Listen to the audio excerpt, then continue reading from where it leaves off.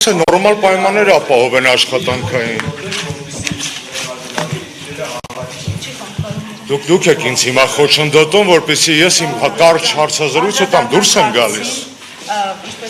Շատ բարդ է պարկեշտ գնահատել Հայաստանում իրավիճակը, բայց քանի որ վերջերս Սերժ Սարգսյանի թեթև ձեռքով դարձավ որպես քաղաքական դերմինաբանություն, այսպես ասենք, Ադրբեջանում եւ Թուրքիայում էշին ոչ ավանդական եղանակով են ուզում օգտագործել, Բրյուսելից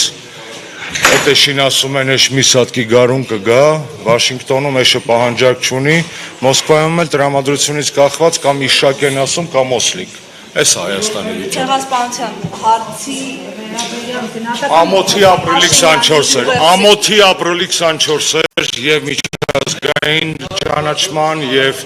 մեզ ներկայացնող մարդու ուղերձի եւ հոգեբանական իրավիճակի խայտառակ վիճակ էր։ Եվրամիության հանձնակատարը Կալլասը գնում է Բաքու այսօր։ Ավելի տխմար օր գտնել եւ գնալ Բաքու դժվար էր պատկերացնել։ Կհիշեք Եվրամիությունից ով է Բարձրայչյան Պաշտոնյան, որ ցավակցեց մեզ 3։ Ոչ մեկ։